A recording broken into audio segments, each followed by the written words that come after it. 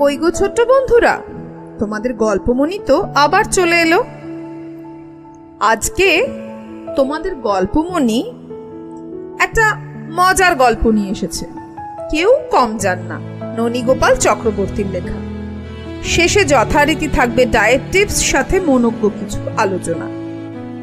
তাহলে যাই, কেউ কম যান না ননীগোপাল চক্রবর্তীর লেখা শোনাতে। চাটুজ্জেদের রোয়াকে বসে গল্প হচ্ছিল, কথা হচ্ছিল চিকিৎসা সম্বন্ধে। ত্রিলোচন বলল, হ্যাঁ, চিকিৎসা যদি থাকে তবে কবিরাজি চিকিৎসা। হাতিটাকে একেবারে খাড়া করে তুললো, রাজবাড়ির সেই হাতিটা সর্দিতে হাঁসফাঁস করছে। কত ভেটারনারি, স্টেশনারি, কেউ কিছু করতে পারলো না। হাতি শুয়ে পড়েছে, তখন যায় আর কি ডাক পড়লো নেপাল কবিরাজি। নেপাল কায়কল্প চিকিৎসা করছিলেন তখন রাজার মেসোমশাইকে। নেপাল ঠুকে দিলেন এক বড়ি মহালক্ষ্মী বিলাস, এক চৌবাচ্চা পানের রস আর মধু দিয়ে। বাস 1 ঘন্টা পরেই হাতি চচ্চর করে খাড়া হয়ে উঠলো। এত তোমার হোমিওপ্যাথি নয় যে ওষুধ নয়। দক্ষিণেশ্বরের গঙ্গায় 1 পয়সা চিনি ছেড়ে দিয়ে বলবে ডায়মন্ড হারবারের নিচে গঙ্গার থেকে শরবত তুলে খাওগে। কি বললি হোমিওপ্যাথির কথা? গোপালদা ঝংকার দিয়ে উঠলেন, যা জানিস না তা নিয়ে কথা বলতে যাস কেন? এখনকার লোকের আয়ুও নেই, বেদও মেনেও তারা চলে না, কাজেই তোরও আয়ুর্বেদ এখন অচল। ঘরের পোষা হাতে সর্দি লেগেছে তো সামান্য কথা, বনের বাঘ ভাল্লুককে, বুঝলি, বনের বাঘ ভাল্লুককে ঘুম পাড়িয়ে দিতে পারে হোমিওপ্যাথির একটা ডোজ, তা জানিস? ত্রিলোচন মাথা চুলকিয়ে বলল, না জানি না। তবে শোন, চিড়িয়াখানার সিংহ দেখেছিস? সিংহ যার মাথায় লম্বা লম্বা চুল থাকে। এ আর রেডের ভয়ের কথা উঠল। এই সব মারাত্মক অথচ মূল্যবান জন্তুদের কি করা যাবে? বোমা পড়ে চিড়িয়াখানার ঘর দুয়ার ভেঙে গেলে বাঘ ভাল্লুক গন্ডার এসব জন্তু জানোয়ার তো পাগলের মতো চারদিক ছুটতে আরম্ভ করবে। তখন উপায় ঠিক হলো, বোমা পড়ার সঙ্গে সঙ্গে হিংস্র জন্তু জানোয়ারদের গুলি করে মারতে হবে। কিন্তু প্রশ্ন হলো, যারা গুলি করবার জন্য নিযুক্ত থাকবে, বোমা পড়লে তারা আগে পালাবে না আগে গুলি করবে? মৃত্যু ভয় তো সকলেরই আছে। তখন মিটিং করে প্রশ্ন তোলা হলো, মৃত্যু ভয় নেই কার? উত্তর হলো অর্বাচীন শিশুদের আর পাগলের। কিন্তু ওরা তো আর সুসংযত ভাবে তাদের মারতে পারবে না। আবার প্রশ্ন, সুসংযত ভাবে পরকে মারতে হাত কাঁপে না কাদের?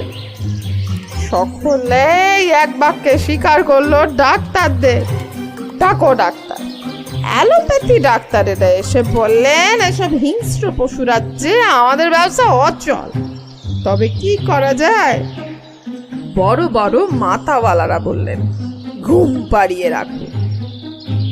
বোমা পড়ার আগেই ওদের মরফিয়া ইঞ্জেকশন দাও। চললো মরফিয়া ইঞ্জেকশন। কেবলরাম মুখ ফোড়লো। সে অমনি জিজ্ঞাসা করলো, কেমন করে জানতো বাক্যে ইঞ্জেকশন দিল? তোমার যেমন ঢেঁকিরাম বুদ্ধি, কেন লেজে? লোহার গরাদের ভিতর লেজটা টেনে ধরে ডাক্তাররা দিল সুচপুটি, কিন্তু কিচ্ছুটি হলো না। তখন ডাকো নকুলেশ্বর ডাক্তারকে। জানলার একটা কপাট খুলে নকুল জিজ্ঞেস করলো, কে? আগে আমরা বড়ই মুশকিলে পড়ে, কি প্রয়োজন? আগে বাইরে আসুন, সব বলছি। নকুল জানলার ফাঁক দিয়ে বলল, বাইরে যাবার জো নেই, আমি বিবস্ত্র, কনসোলের কাপড় জোগাড় করতে পারিনি, যা বলতে হয় ওখান থেকেই বলুন। ওদের সব কথা শুনে 1 ডোজ নাক্স 30 দিয়ে দিলে বুঝি? এরকম করেই কেবলরাম জিজ্ঞেস করল, 1 ডোজ সামলাতে পারত চিড়িয়াখানার সমস্ত জানোয়ার নকুলেশ্বর ডাক্তারের 1 ডোজ ওষুধ? একটা মলিকিউল, তাও বললে 1 চৌবাচ্চা ফিল্টার জলের মধ্যে একটা ছোট্ট দুটো বড়ি ছেড়ে দিয়ে রোজ সকালে এক ফোঁটা করে চৌবাচ্চার জল আহারের সঙ্গে দিতে হবে, ব্যাস। তারপরই দেখা গেল নাক ডেকে চিড়িয়াখানার জন্তু জানোয়ার, বাঘ ভালুক, সিংহগন্ডা, হাতি সবাই ঘুমুতে আরম্ভ করেছে। বিশ্বাস না হয় একবার দেখোই না নকুলেশ্বরের ওষুধ খেয়ে। এই তো কাছেই 183 নম্বর হেদারাম বোসের লেনে নকুলেশ্বর ডাক্তারের বাড়ি। তাহলে যাবে নাকি তোমরা নকুলেশ্বর ডাক্তারের বাড়ি এক মলিকিউল ওষুধ খেয়ে ঘুমানোর জন্য? দেখো, এই হোমিওপ্যাথি আর অ্যালোপ্যাথির ক্যাচক্যাচি চলতেই থাকবে, সঙ্গে থাকবে কবিরাজি। কিন্তু এক একটা এমন সময় আসে যখন হয়তো এই তিনজনের ওষুধই কাজ করতে পারে না।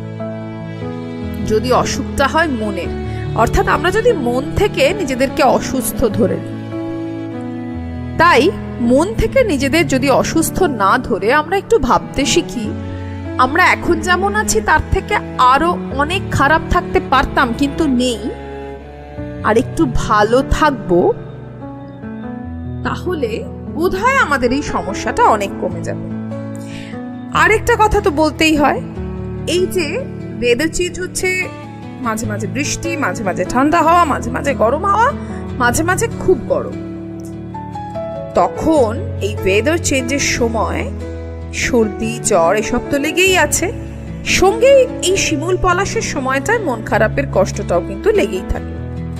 সব মিলিয়ে মিশিয়ে আমরা যদি এই সদুষ্ণ দুধে ছোট চামচের 1 চামচ হলুদ মিশিয়ে রোজ খাই, আমাদের মেদও কমবে, ঠান্ডা লাগার প্রবণতাও কমবে, আর মনটিও কিন্তু ফুরফুরে হবে। কি করবে নাকি আমার সাথে চেষ্টা?